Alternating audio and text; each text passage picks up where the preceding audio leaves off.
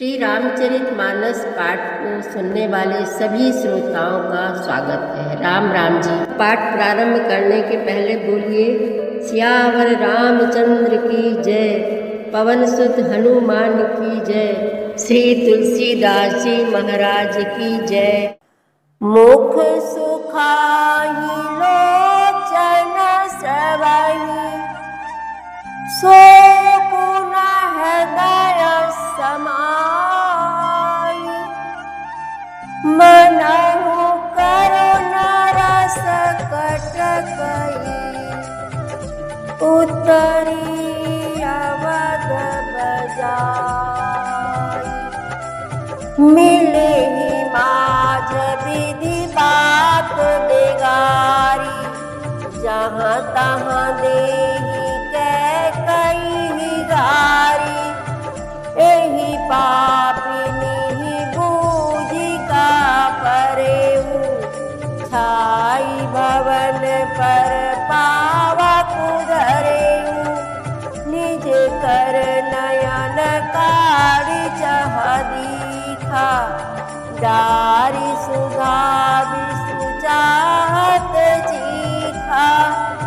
कुटिल कठोर कुबुद्धि अभागी, भई रघुवंश बेनु बल आगी।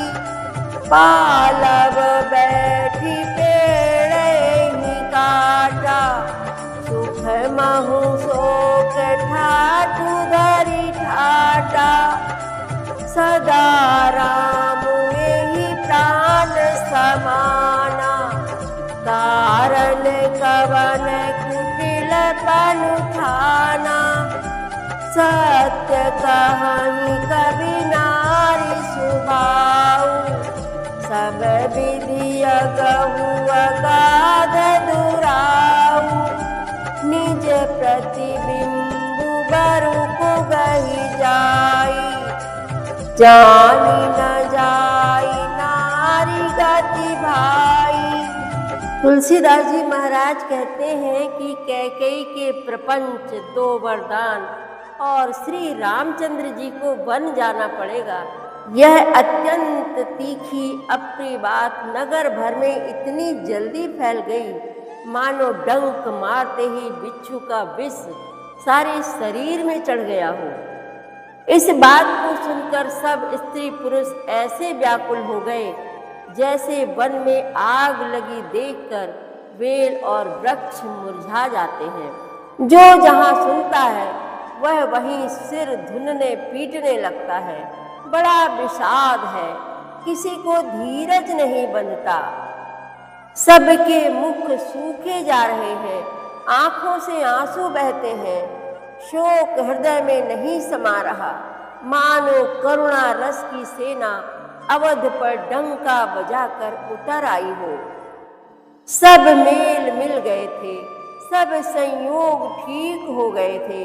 इतने में ही विधाता ने बात बिगाड़ दी। जहाँ तहाँ लोग कैकेयी को गाली दे रहे हैं, कह रहे हैं कि इस पापिन को क्या सूझ पड़ा जो इसने छाए घर पर आग रख दी। यह अपने हाथ से अपनी आंखों को निकालकर आंखों के बिना ही देखना चाहती है और अमृत फेंक कर विष चखना चाहती है।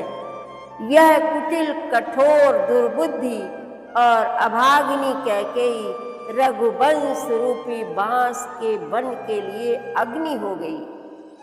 पत्ते पर बैठकर इसने पेड़ को काट डाला, सुख में शोक का ठाट ठट कर रख दिया।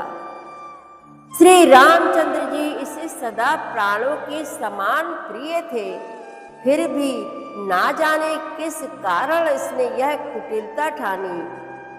कभी सत्य ही कहते हैं कि स्त्री का स्वभाव सब प्रकार से पकड़ में ना आने योग्य अथाह और भेद भरा होता है। अपनी परछाई भले ही पकड़ जाए, पर हे भाई, स्त्रियों की गति चाल नहीं जानी जाती।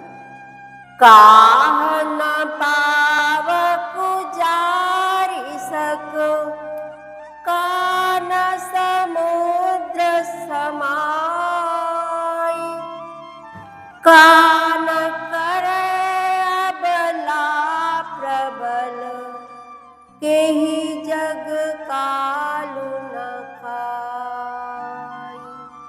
सियावर रामचंद्र की जय, पवन सुत हनुमान की जय, श्री तुलसीदास जी महाराज की जय।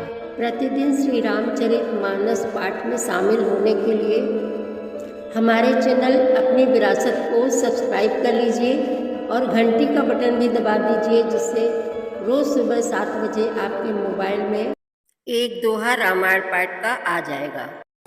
वीडियो को ज़्यादा से ज़्यादा शेयर करके इस नए काम में भागीदार बनिए।